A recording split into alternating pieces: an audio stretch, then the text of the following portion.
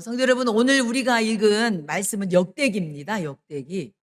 역대기는 단순히 이스라엘의 역사적인 사건을 연대기적으로 기록한 역사서가 아니라 역사서를 통해서 하나님의 말씀을 전하는 설교서나 마찬가지입니다. 뭐가요?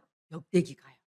그냥 이스라엘의 역사를 쭉 기록한 게 아니라 그 역사를 통해서 하나님의 뜻과 하나님의 그 목적, 그리고 하나님이 이스라엘 백성을 향하신 그 말씀을 전하는 것이 바로 오늘 역대기입니다.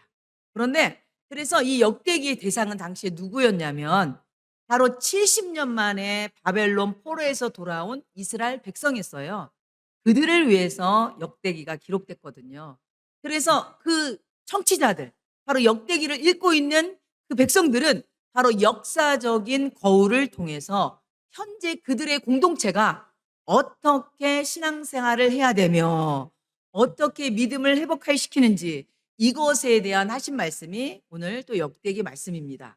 특별히 오늘은 아사왕이라는 사람이 나오잖아요. 바로 이 아사왕이 믿음 안에 굳건히 섰을 때 하나님께서 아사왕에게 주셨던 평안의 축복과 위기 가운데, 전쟁 가운데 압도적인 승리를 보여준 그 말씀을 통해서 우리 성도들도 이 말씀을 통해서 바로 이 하나님의 역사가 그대로 삶 가운데 나타나기를 바라는 마음으로 오늘 제가 이 말씀을 준비했습니다. 여러분, 오늘 본문에 나오는 아사왕은요, 남유다 세 번째 왕입니다. 몇 번째 왕이라고요? 세 번째 왕이에요. 세 번째 왕이에요. 그 아사왕의 아버지는 누구냐면 르호보암. 여러분, 르호보암의 아버지는 누구냐면 바로 솔로몬이에요. 솔로몬. 그죠?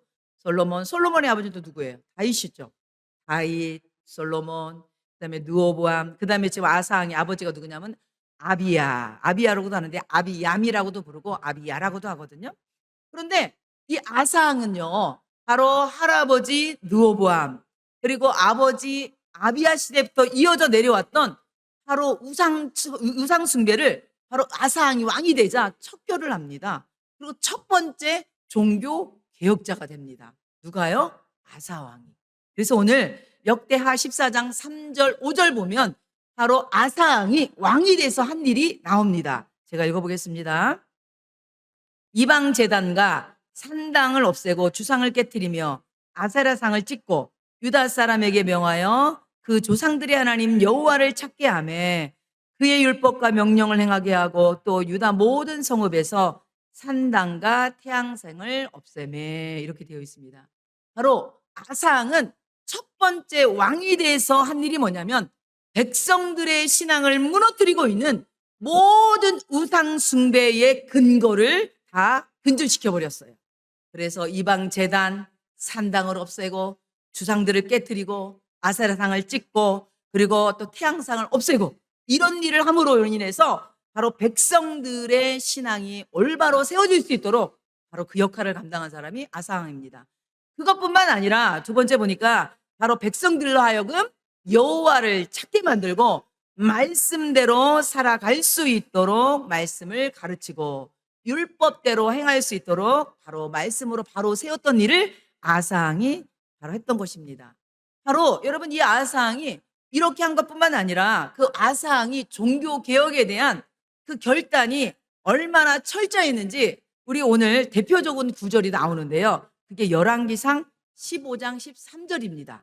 여러분 보세요. 거기 보면 또 그의 어머니 마가가 혐오스러운 아세라 상을 만들었으므로 태우의 위를 패하고 그 우상을 찍어 기드론 시내가에서 불살랐으며, 이렇게 돼 있어요.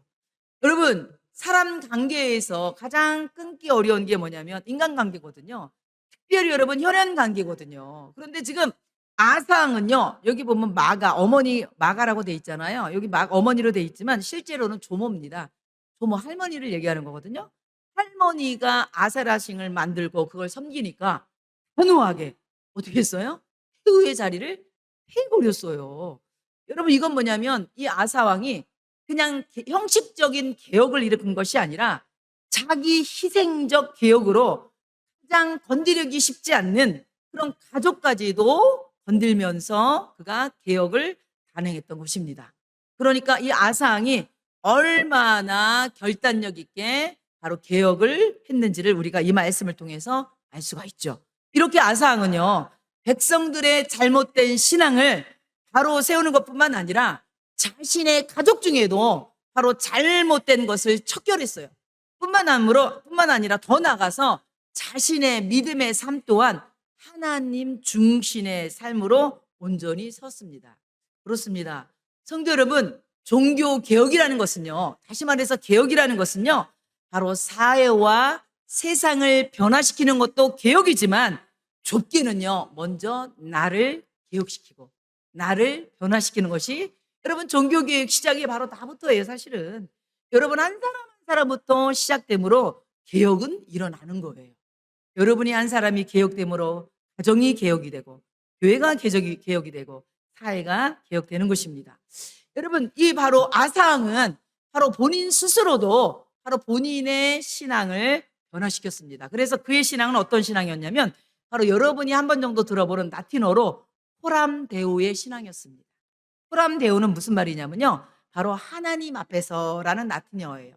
그러니까 이 아상은요, 모든 생각과 그의 행동을 늘 하나님을 의식하면서 내가 하나님 면전에서 생활한다고 믿고 그렇게 행동을 했던 거예요. 그래서 여러분, 역대하 14장 2절에 보니까 아사가 그의 하나님 누구 보시기에? 여호와 보시기에 선과 정의를 행하며, 열왕기상 15장 11절에도 보면 아사가 그의 조상 다윗과 같이 여호와 보시기에 정직하게 행하며 그랬습니다. 여러분, 이게 우리의 신앙의 모델입니다.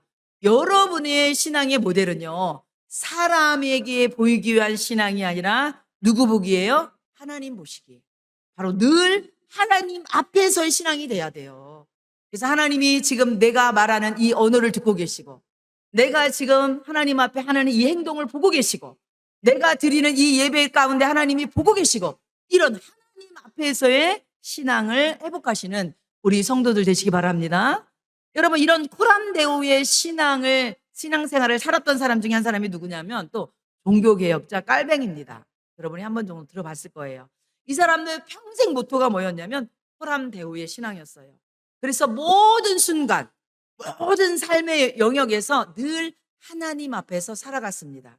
그러다 보니까 어떻습니까? 그 삶이 내가 어떤 일을 하더라도 하나님의 영광을 위해서 살아야 됐다는 그런 삶과 연결되었다는 것이죠. 그렇습니다. 여러분, 열왕기나 역대기 왕들을 평가할 때 성경은요, 그 기준이 뭐냐면 바로 여호와 보시기에 그들의 삶이 어땠느냐, 이것이 여러분 그 열왕기의 왕들에 대한 평가였습니다. 여러분, 이것은요, 나중에 우리가 하나님 앞에 갈 이력서도 마찬가지예요. 여러분이 하나님 앞에 섰잖아요. 여러분, 세상 사람들이 여러분이 아무리 좋게 평가해도 그게 중요한 게 아니라 하나님이 여러분 보실 때 어떻게 평가하느냐, 이게 중요한 거예요. 세상 사람들은요, 눈에 보이는 것만 평가하잖아요. 그죠? 눈에 드러난 것만 평가하잖아요. 그런데 하나님은요, 여러분의 마음, 여러분이 품고 있는 생각들, 그리고 여러분이 홀로 있는 그 자리, 여러분 아무도 모르는 그런 것까지도 하나님은 다 보고 계시는 거예요. 그걸 보시고서 하나님이 하나님 앞에 여러분이 평가가 되는 거예요. 사랑하는 성도 여러분, 그래서 우리는요, 눈에 보이는 사람들의 평가보다는 늘 내가 눈에 보이지 않더라도 하나님 앞에 내가 서 있다, 내가 홀로 있을지라도 하나님이 나를 보고 계신다는 그런 믿음을 갖고 살아가는 우리 성도들 되시기 바랍니다. 그래서 여러분, 갈라디아서 1장 10절에 바울은 이렇게 얘기합니다. 이제 내가 사람들에게 좋게 하랴 하나님께 좋게 하랴, 사람들에게 기쁨을 구하랴, 내가 지금까지 사람의 기쁨을 구하는 것이었다면 그리스도의 종이 아니니라, 이렇게 얘기하고 있습니다. 성도 여러분, 우리 하늘이교회 성도들은요, 작지만 강한 성도임을 믿습니다. 작지만 우리는요, 하나님을 기쁘게 하는 성도인 걸 믿습니다. 우리 하늘이교회 성도들은요, 사람을 기쁘게 하는 성도가 아니라 하나님을 기쁘게 하는 성도들 되시기 바랍니다. 여러분, 이 믿음이 굳건히 서 있으면요, 교회 생활하면서 신앙생활하면서 여러 가지 어려움이 올지라도요, 흔들리지 않아요. 사람 관계에서 트러블이 있고 사람 관계에서 어려움이 올지라도요, 하나님만 바라보고 신앙생활하면요, 그런 것들이 문제가 되지 않습니다. 그렇습니다. 우리 사랑하는 성도 여러분, 한 번뿐인 인생입니다. 여러분, 누구나 다 한 번뿐인 인생이에요. 다른 사람에게는 하나님이 특별히 두 번 인생을 주지 않았어요. 누구나 다 한 번뿐이 살아가는 인생인데 여러분 이왕이면 하나님 보시기에 하나님이 기뻐하시는 하나님이 원하시는 그런 복된 모습으로 살아가는 우리 사랑하는 성도들 되시기 바랍니다. 여러분 그랬을 때에 하나님께서 그 아사왕이 하나님 앞에 그렇게 최선을 다해서 백성과 자기 가족과 본인도 하나님 앞에 올바로 믿음 안에 살아갈 때 하나님께서 아사왕에게 복을 주셨어요. 그 복이 뭐냐면 평안의 복, 샬롬의 복을 주셨어요. 여러분 이때 당시 이 아사왕의 할아버지나 아버지 당시에는요 늘 전쟁이 끊이지 않았어요. 평안이 없었어요. 그래서 여러분 열왕기상 15장 6절 7절에 보면 이렇게 되어 있어요. 르호보암과 여로보암 사이에, 르호보암은 누구냐면 아사왕의 할아버지거든요. 바로 여로보암 누구예요? 바로 북이스라엘 왕이거든요. 그러니까 남유다와 북이스라엘이 늘 사이에도 어떻게 돼요? 사는 날 동안에 전쟁이 있었더니 아비암은 누구냐면 아사왕의 아버지거든요. 아비암과 여로보암 사이에도 전쟁이 있었다고 지금 얘기하고 있어요. 그러니까 바로 할아버지 시대, 바로 아버지 시대도요 늘 전쟁이 있어요. 여러분 전쟁이란 건 뭐예요? 여러분 이 백성들뿐만 아니라 온 백성이 긴장 가운데 두려움 가운데 바로 그렇게 살아가는 게 전쟁 아닙니까? 여러분 불안 가운데 사는 거예요. 그러니까 왕이 바뀌고 시대가 바뀌었어도 전쟁이 멈추지 않았어요. 그런데 아사왕이 왕이 되자 상황이 달라졌어요. 하나님께서 어떻게 바꿔주셨냐면 역대하 14장 1절에 보니까 그의 아들 아사가 대신하여 왕이 되니 그의 시대에 그의 땅이 어떻게 됐대요? 10년 동안 평안하니라. 아멘. 그의 땅이 어느 시대에? 그의 시대에. 저는 이 말씀이 너무 은혜돼요. 그의 시대에 그의 땅이 10년 동안 평안하니라. 저는요 여러분의 시대에 바로 여러분이 땅이란 건 뭐야? 여러분이 있는 그 지역, 여러분이 있는 그 삶의 터전, 그곳에 뭐가 있다는 거예요? 평안이 있었다는 거예요. 저는 아사왕이 누렸던 이 평안이 여러분의 시대에, 여러분이 있는 그곳에, 그것이 직장이 됐던, 가정이 됐던, 여러분의 인간관계가 있던 그곳에 평안이 있기를 축원합니다. 저는 여러분 가장 복 중에 가장 큰 복은요 평안이라고 생각해요. 평안보다 더 큰 복이 어디 있어요? 여러분 역대하 14장 5절에도 또 그렇게 나오잖아요. 또 유다 모든 성읍에서 산당과 태양상을 없애매 나라가 어떻게 해요? 그 앞에서 평안함을 누리니라. 아멘. 여러분 보세요. 왕이 하나님 앞에 바로 서니까 그 다스리는 나라까지도 평안함을 주셨어요. 저는 이 평안을 사모해요. 하나님 저에게 평안 주시는 것뿐만 아니라 우리 교회에도 우리 성도들의 삶에도 그리고 우리나라 이민족 위에도 평안을 주시옵소서. 이런 평안이 우리 가운데 있기를 축원합니다. 그럼 이 평안을 누가 주셨냐? 여러분 역대하 14장 6절에 보니까 분명히 말씀하고 있어요. 보세요. 여호와께서 아사에게 뭐를 주셨으므로? 평안을 주셨으므로 그 땅이 평안하여 여러 해 싸움이 없는지라. 평안은 지금 누가 주시는 거예요? 하나님이 주셨어요. 여호와께서 주셨어요. 14장 7절에도 나와요. 주께서 우리 사방에 평안을 주셨느니라. 이에 그들이 성읍을 어떻게 하게요? 형통하게 건축하였느니라. 여러분 주께서 평안을 주신 거예요. 성도 여러분 참 평안은요 사람에 의해서 주어지는 것이 아니라 하나님이 주시는 것을 믿으시기 바랍니다. 아사왕은요 하나님이 주시는 평안함을 누리는 것뿐만 아니라 하나님이 주시는 평안 가운데 그가 하는 일이 형통했다고 그랬어요. 순탄했다고 했어요. 여러분 오늘 왜 이 말씀을 하냐면 오늘 역대기 저자는요 이 말씀을 지금 누가 읽고 있어요? 포로에서 돌아온 이스라엘 백성이 읽고 있잖아요. 근데 이 말씀을 읽고 있는 그 당시의 청중들은 포로에서 돌아왔지만 여전히 불안하고 여전히 고통 가운데 있었거든요. 그래서 지금 이 말씀을 통하여서 역대기 성도들에게 평안과 형통은 인간의 노력이나 세상의 주권이 오는 것이 아니라 오직 하나님께 오는 거기 때문에 너희들이 오직 하나님을 붙들어라. 지금 이 말씀을 하고 있는 거예요. 여러분 이 말씀은 역대기를 읽고 있는 이스라엘 백성 그들만 하는 것이 아니라 오늘 이 시간에 하나님의 말씀을 듣고 있는 여러분에게도 이 말씀을 주시는 거예요. 진정한 평안을 누리길 원하십니까? 형통하기를 원하십니까? 여러분 믿음 생활 하나님 중심으로 회복하시기 바랍니다. 그럴 때 하나님께서 여러분에게 평안을 주시고 형통의 복을 주실 것을 믿습니다. 여러분 10년 동안 아사가 이 평안을 누리면서요. 이 10년 동안을요. 그냥 여러분 그 평안을 누리면서 안일하게 보내지 않았어요. 여러분 이 10년의 세월을요. 이 아사 왕은요. 미래를 준비하고 바로 대비했습니다. 그래서 여러분 역대하 14장 7절에 보니까 아사의 준비하고 대비한 모습이 나옵니다. 이렇게 써 있습니다. 아사가 일찍이 유대 사람에게 이르되 우리가 우리 하나님 여호와를 찾았으므로 이 땅이 아직 우리 앞에 있나니 우리가 이 성읍들을 건축하고 그 주위에 성곽과 망대와 문과 빗장을 만들자. 우리가 주를 찾았으므로 주께서 우리 사방에 평안을 주셨느니라 하고 이에 그들이 성읍을 형통하게 건축하였더라 그랬어요. 지금 아사는요 이 10년의 평안의 시기에 뭐를 했냐면요 견고한 성읍을 건축했습니다. 한마디로 국방력을 강화시켰어요. 그리고 두 번째는 뭐냐면 성곽과 망대, 문과 빗장을 만들어서 방어 체계를 체계적으로 구축했어요. 여러분 뿐만 아니라 군대를 다시 한번 조직합니다. 그래서 여러분 강력한 군대를 조직하는데 그게 역대하 14장 8절에 나와요. 아사 군대는 유다 중에서 큰 방패와 창을 잡은 자가 30만 명이요 베냐민 중에서 작은 방패를 잡으며 팔을 당기는 자가 28만 명이라 그들은 다 큰 용사였더라 그랬습니다. 지금 여러분 10년의 평안 동안 이 아사는 국방력을 강화시키고 방어 체계를 구축하고 그리고 강력한 군사 조직을 만들고 있습니다.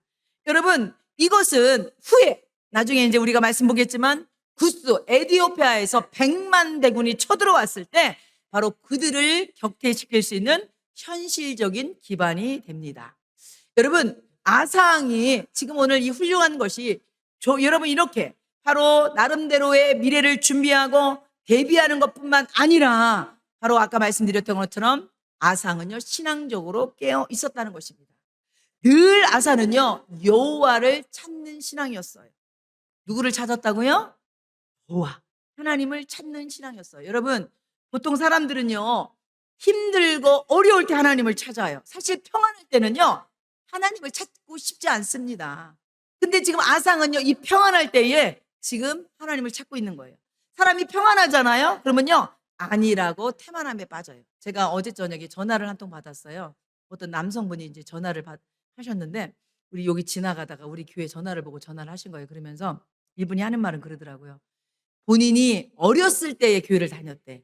한 30대 정도 된대요. 그런데 지금 자기가 너무 힘들대.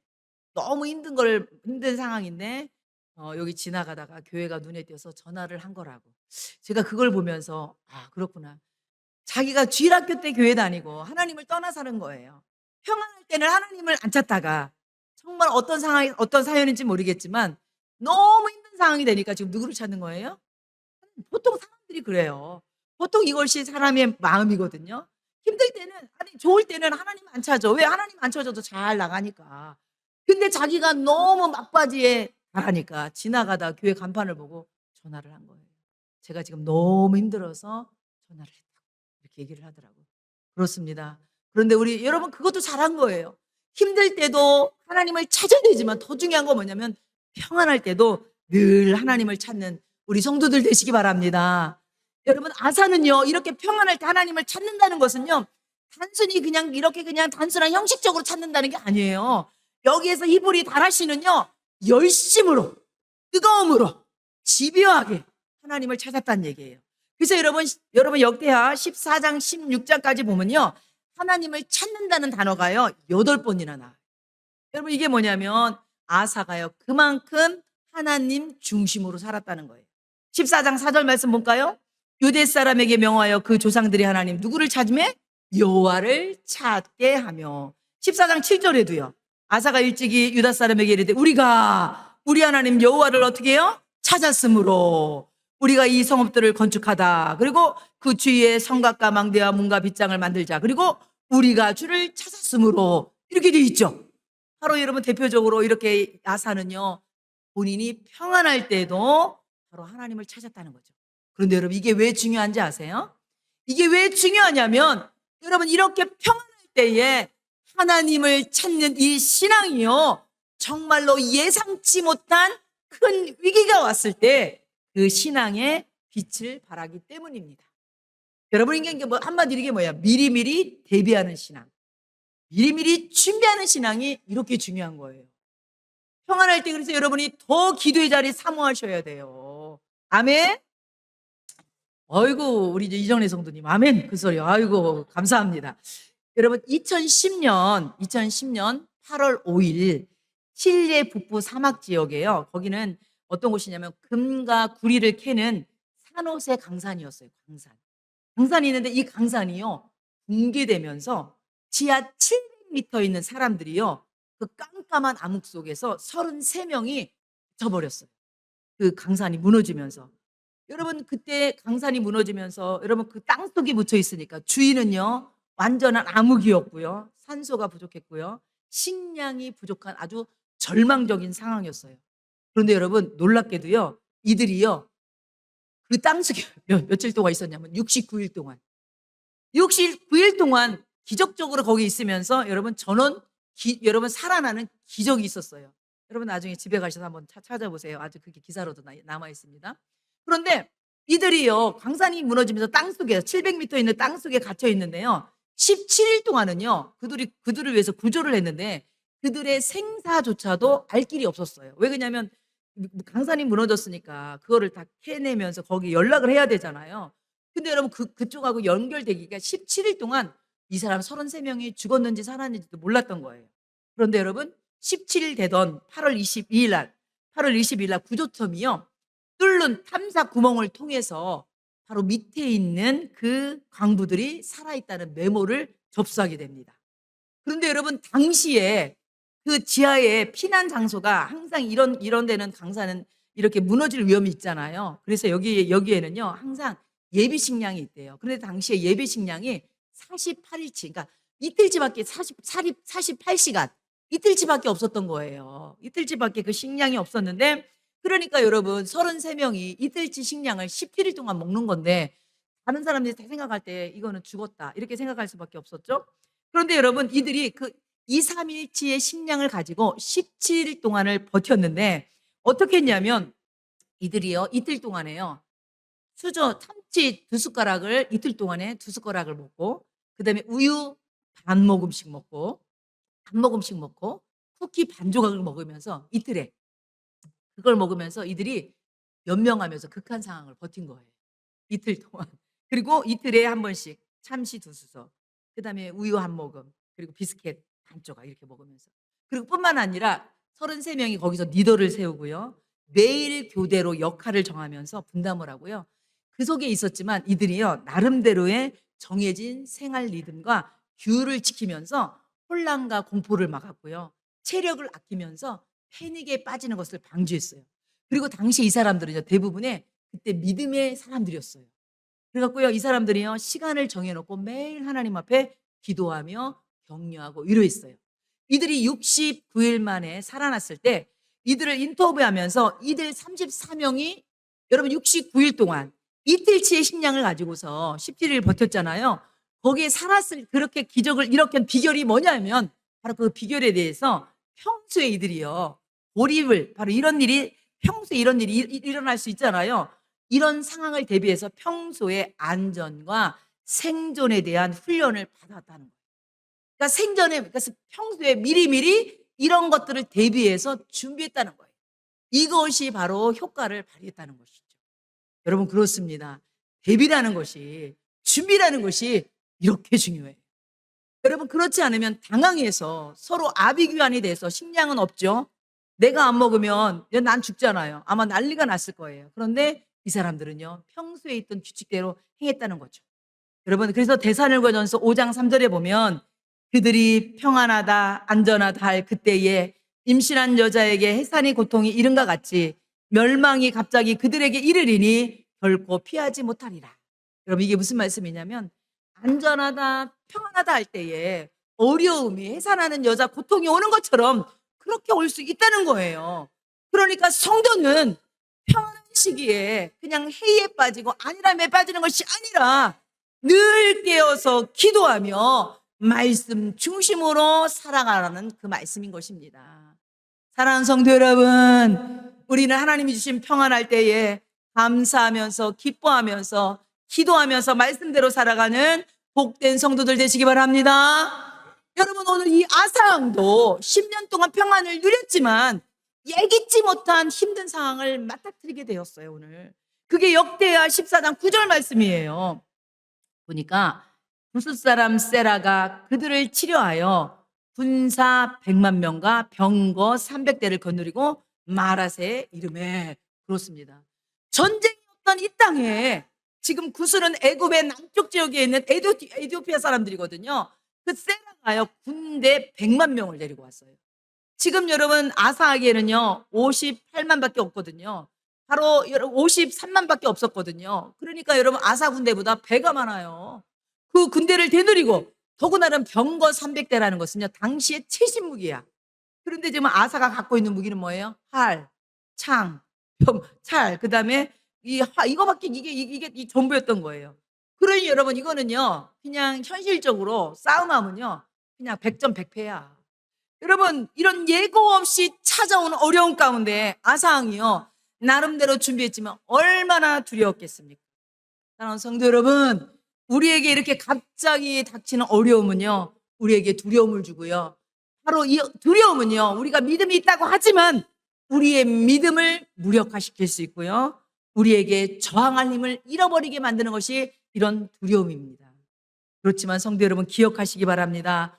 오직 두려움을 극복할 것은 기도뿐임을 믿으시기 바랍니다.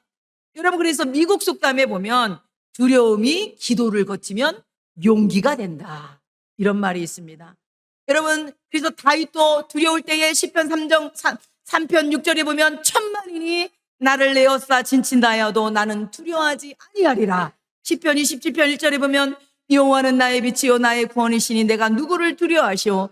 여호와는 내 생명의 능력이시니 내가 누구를 무서워하리요.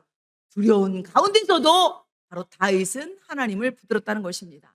그래서 여러분 마대 테레사는 이렇게 얘기합니다. 기도는 가장 강력한 무기입니다. 내가 두려울 때 하나님께 손을 내밀면 평안을 얻습니다. 할렐루야.